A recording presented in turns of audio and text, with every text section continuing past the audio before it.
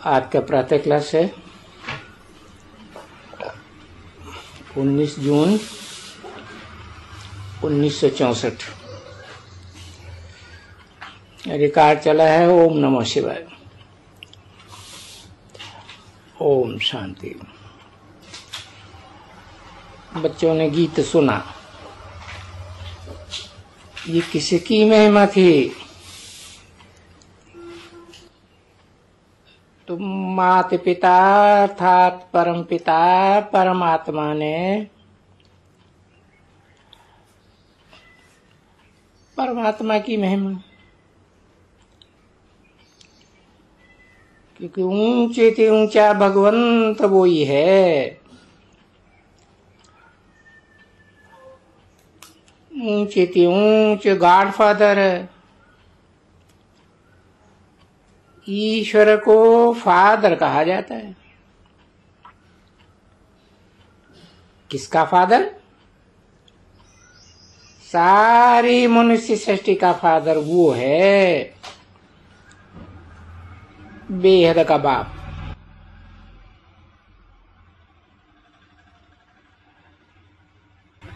जब इनको बाप कहा जाता है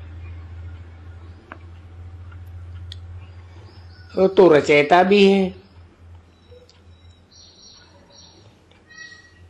मनुष्य सृष्टि का बाप रचयिता। क्लियर कर दिया। आत्माओं का बाप रचयिता नहीं। इन दोनों को बाप तो कहा जाता है। वास्तव में सभी मनुष्य मात्र को दो बाप है। एक लौकिक दुनिया का बाप,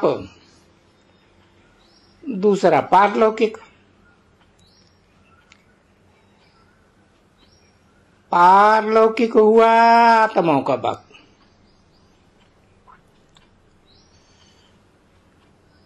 आत्माओं को जिस्म देने वाला है लौकिक बाप।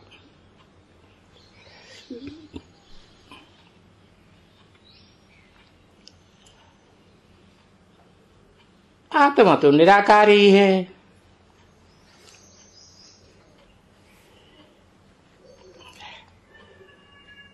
जिसको जिस्म दिया जाता है,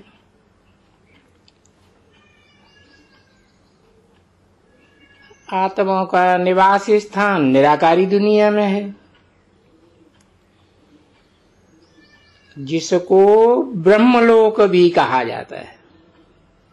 भी लगा दिया।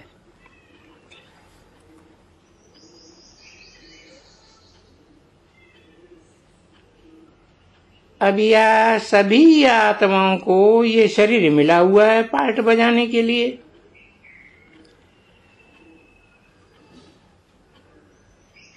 ड्रामा के राज को भी अच्छी रीति समझना है। पहली पहली बात ये महिमा सुनो।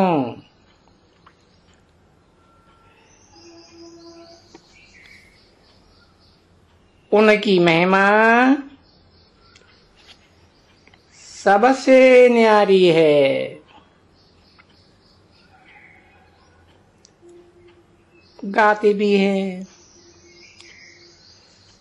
गॉड फादर मनुष्य सृष्टि का बीज रूप है। उसका भी बीज रूप ऊपर में है।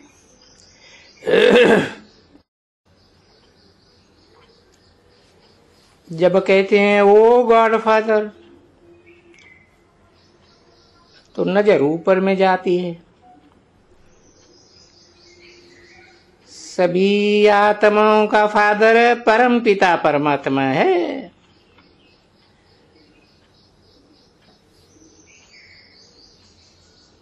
परम पिता परमात्मा, उनकी महिमा है सबसे ऊंची।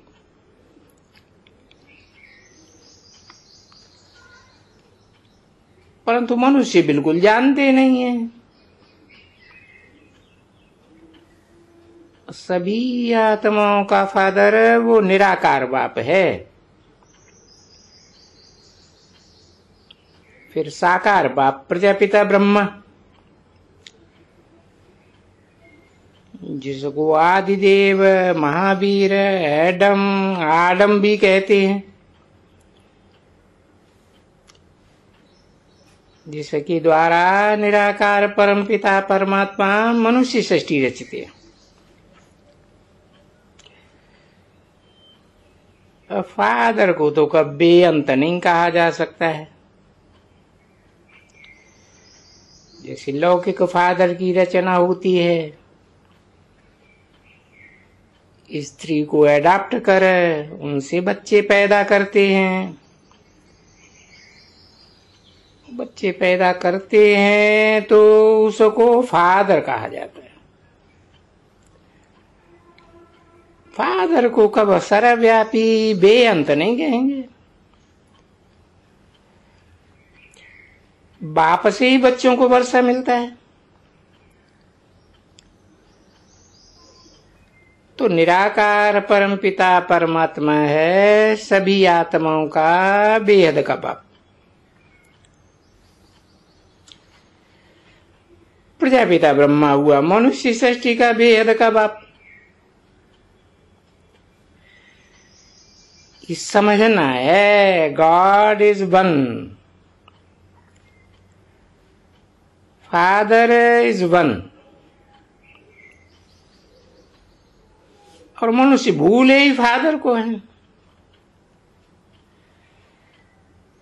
आत्मा अपने फादर को भूल गई।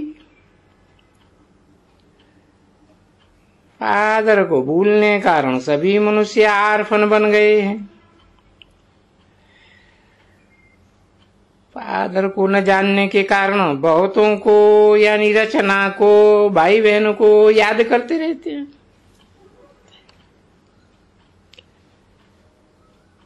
फादर को भूल आपस में ही लड़ते झगड़ते रहते हैं। निर्धन के बन पड़े हैं।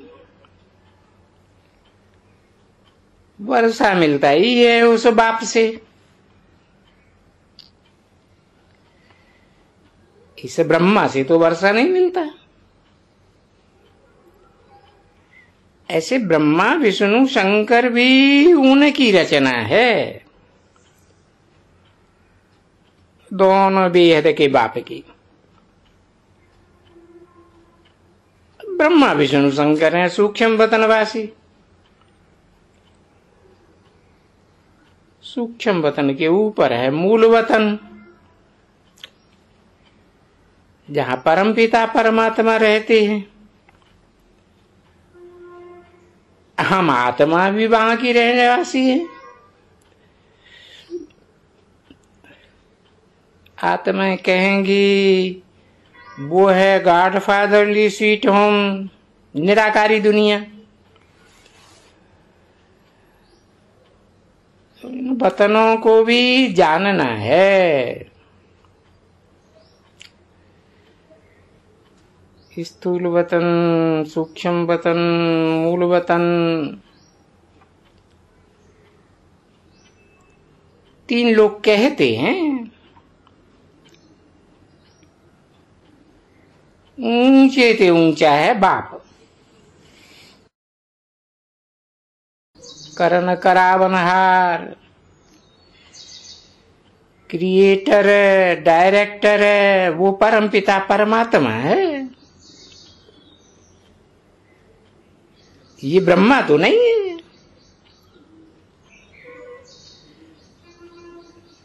पहले पहले ब्रह्मा विष्णु शंकर को क्रिएट करते हैं परमपिता परमात्मा। फिर ब्रह्मा मुखवंशावली बी के कुमारियां उनको अडॉप्ट करती है।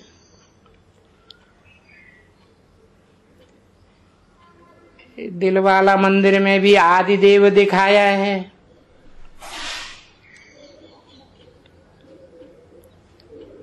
नीचे तपस्या कर रहे हैं तुम्हारा ही यादगार खड़ा है। जिन्होंने भारत को पतित से पावन बनाया है, उन्हों का यादगार खड़ा है। सभी सजनियों का साजन एक ही है, बरोबर मंदिर में जगदम्बा जगत पिता बैठे। राजयोग की तपस्या कर रहे हैं।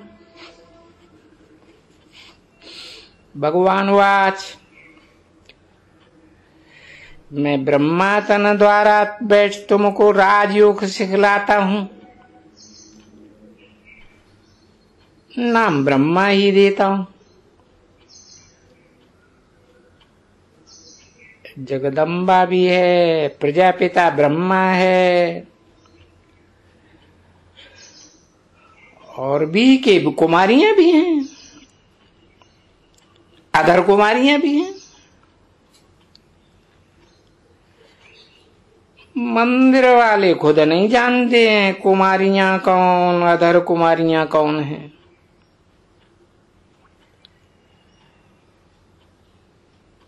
जरूर जगदम्बा जगत पिता के बच्चे होंगे।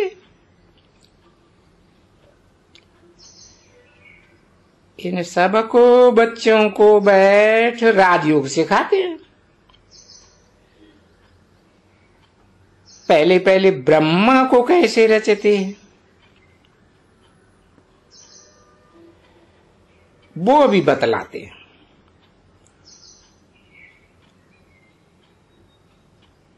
साधारण तन में वानप्रस्थ अवस्था में प्रवेश करता हूं,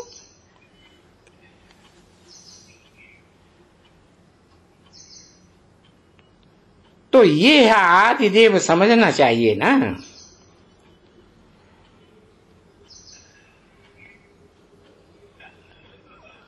साधारण तन वाले वानप्रस्थ अवस्था वाले को जिसमें प्रवेश करता हूं, आदिदेव प्रजापिता ब्रह्मा, जिसको महावीर कहते हैं, वो किसका बच्चा है? तो बाप बैठ करके समझाते हैं, वो इस ब्रह्मा के तन में प्रवेश करता हूं, इस ब्रह्मा के तन में प्रवेश करता हूं, मेरा नाम शिव है। ऐसे नहीं है कि बाप आते ही नहीं है, गाया हुआ है, यदा यदा हि धर्मस्य, भारत में ग्लानि होती है सब धर्मों की, खासकर देवी देवता सनातन धर्म की। इस समय ये पतित दुनिया है और कल युग का अंत है। सतयुग है पावन दुनिया। और सतयुग पावन दुनिया भी कैसे बनती है वो समझना चाहिए। बाप समझाते हैं कि वो पावन दुनिया कैसे बनती है। मैं ही गति सदगति दाता हूं। गंगा नदी को सदगति दाता नहीं कहेंगे।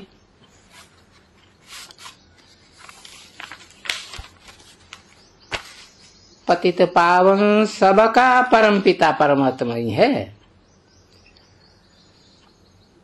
19 जून 1964 की प्रातः क्लास का दूसरा पेज। वो हेवनली गॉड फादर स्वर्ग की स्थापना करते हैं, जबकि उनकी संतान है। तो फिर क्यों नहीं हमको गॉड फादर से वर्षा मिलना चाहिए? समझ की बात है। बाप कहते हैं सब मनुष्य बिल्कुल बेसमझ है, पतित बन गए। को पतित कौन बनाती है? माया रावण। पावन बनाने वाला है बाप। बाप एक, जिसको एक सिर दिखाते हैं रामलीला में। माया रावण को अनेक सिर दिखाते हैं। तो व्यभिचारी बनाता है ना। मंदिर में भी पूरा यादगार है। नीचे तपस्या में बैठे हैं, ऊपर छत में स्वर्ग का यादगार है।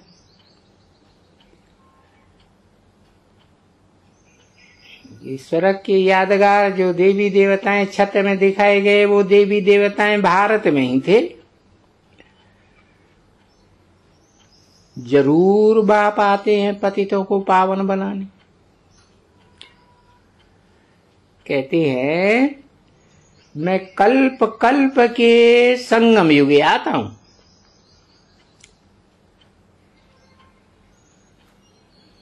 संगम युग है ऑस्पिशियस युग। जबकि कलयुग के अंत में मैं आकर के सतयुग की स्थापना करता हूं। ये स्थापना का राज बाप बैठ समझाते हैं। जो समझाने वाला बाप है वो जन्म मरण रहित है।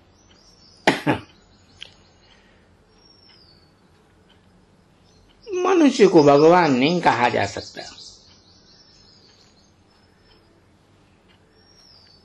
मनुष्य तो 84 जन्म लेते हैं। तुम बच्चे जानते हो ये है मृत्युलोक। सतयुग को कहा जाता है अमरलोक। ये है रौरव नरक। इस कीड़े मकोड़ों की रौरियाती हुई नरक की दुनिया में मनुष्य मात्र एक दो को काटते रहते हैं। भारत ही पावन था जिसमें देवी देवताएं राज्य करते थे। बाप आते ही है पतित दुनिया, पतित शरीर में। जरूर जो पहले सतयुग में आया होगा उसे के ही तन में आवेंगे।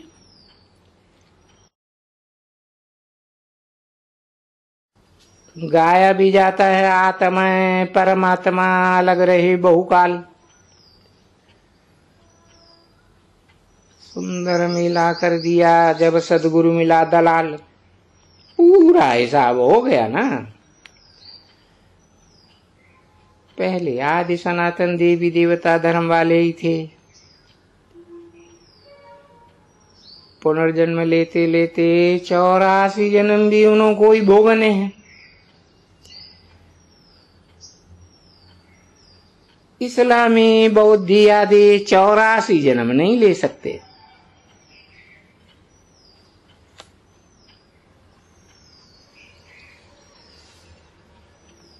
भारत है ही परमपिता परमात्मा का बर्थ प्लेस। सब खंडों से ऊंच है भारत खंड। ये है परमपिता परमात्मा पतित पावन की बर्थ प्लेस।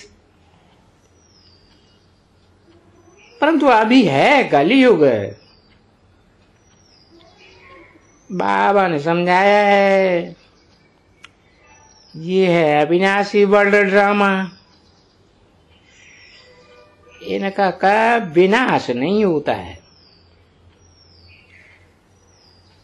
वर्ल्ड की हिस्ट्री जाग्राफी रिपीट होती रहती है।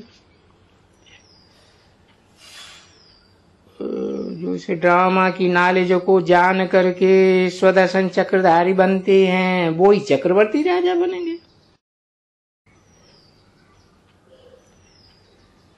भारत में जब देवी देवताओं का राज्य था तो और कोई धर्म था ही नहीं, इस्लामी, बौद्धी, क्रिश्चियन आदि।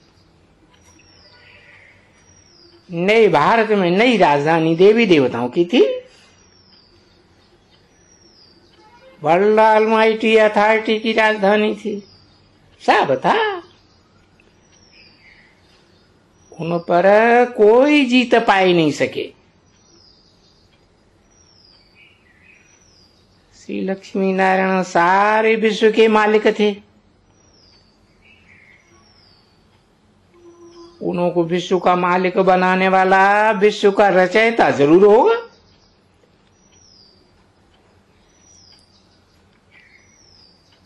वो है परमपिता परमात्मा, गॉड फादर।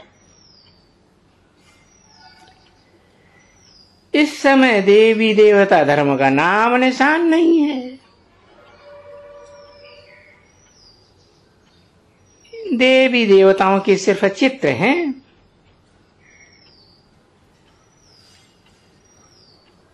परंतु उन यादगार चित्रों के ऑक्यूपेशन भी कोई जानती नहीं है। इस समय गवर्नमेंट में भी कोई ताकत नहीं है।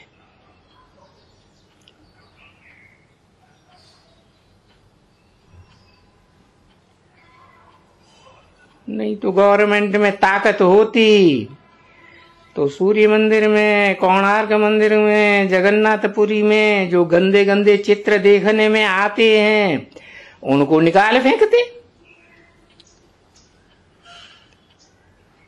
गवर्नमेंट है ही पतित, 100% रिलीजियस। अब जिनको अपने धर्म का पता ही नहीं है उनमें क्या ताकत होगी। कहा ही जाता है रिलीजन इज माइट। अभी प्रैक्टिकल में देख लो, दुनिया में कौन से धर्म पावरफुल है। हिस्ट्री को देखो तो इस्लाम है। अभी भी देखो बौद्धी धर्मखंड को देखो, क्रिश्चियन धर्मखंड को देखो। इनमें रिलीजन एक माना जाता है ना, रिलीजियस है, एक धर्म पिता को मानते हैं, इनकी धर्म पुस्तक एक है। असली रिलीजन स्थापन करने वाला तो है बाप।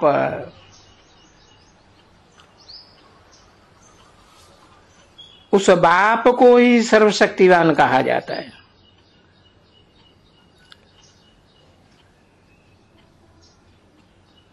तो गॉड फादर वो फादर भी है, फिर उनको नॉलेजफुल टीचर भी कहा जाता है, सुप्रीम टीचर भी है।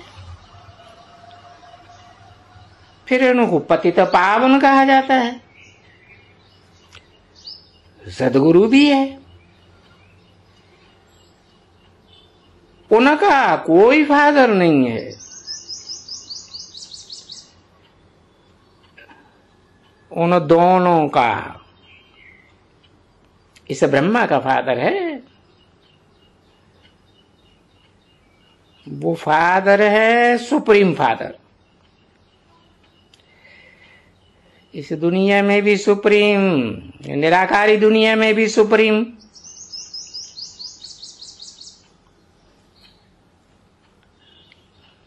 सुप्रीम टीचर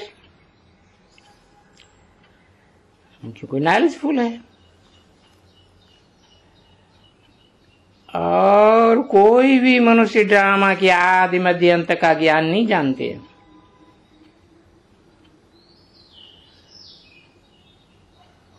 उनका कोई टीचर नहीं।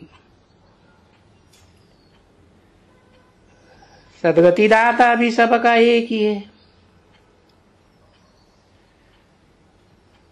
उन सदगति दाता का कोई गुरु नहीं। वही बेहद का बाप, बेहद का टीचर है, बेहद का सदगुरु है। और तो सब हद के हैं। बाप समझाते हैं भारत कंगाल पतित है, पतित बनाती है माया रावण। अभी भारत आसुरी राजस्थान है।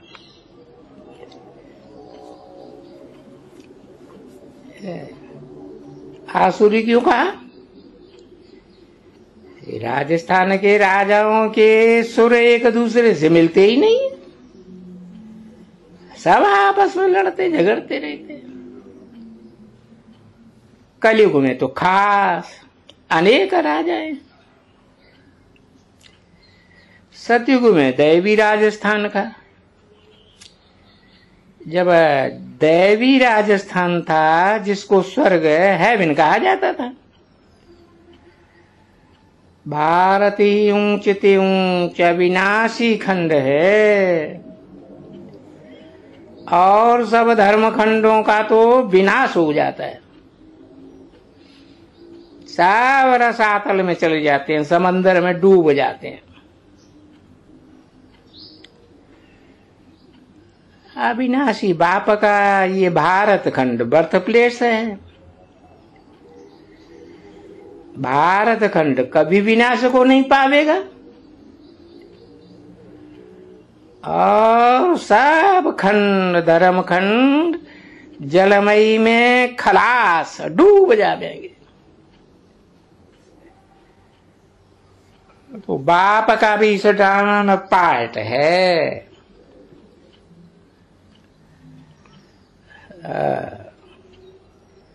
जो इस पतित सृष्टि को पावन बनाए, आदि सनातन धर्म की स्थापना कराते हैं, खुद नहीं करते हैं, कराते हैं। शंकर द्वारा अनेक धर्मों का विनाश कराने का निमित्त बनाया है।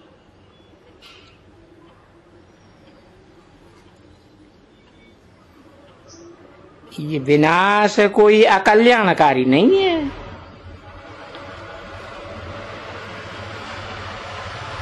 ये तो रुद्र ज्ञान यज्ञ है, कल्याणकारी, जिससे ये विनाश ज्वाला प्रकट हुई है। कृष्ण का यज्ञ नहीं है। न कृष्ण बच्चे ने गीता सुनाई, न मानो भारत के सारे पुराने ते पुराने यादगार मंदिर में जाके देखो, बच्चा कृष्ण बैठा हुआ है, वो क्या गीता सुनाएगा। कृष्ण भगवान वाच नाम रख दिया है, नाम कृष्ण का डाल करके भारतवासियों ने गीता माता को खंडन कर दिया।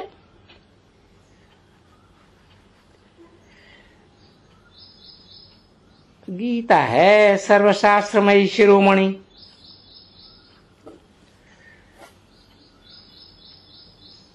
गीता माता का बाप मनुष्यों ने कृष्ण को बनाई दिया।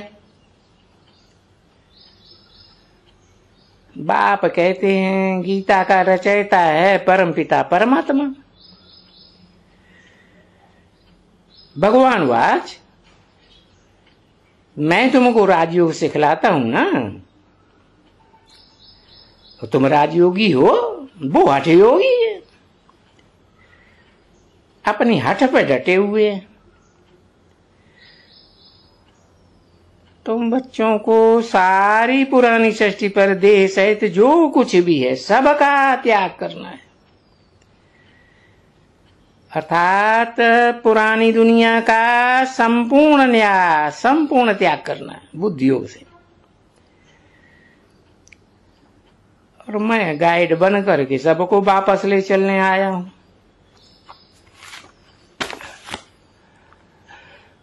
बाप ही दुखों से लिबरेट करते हैं।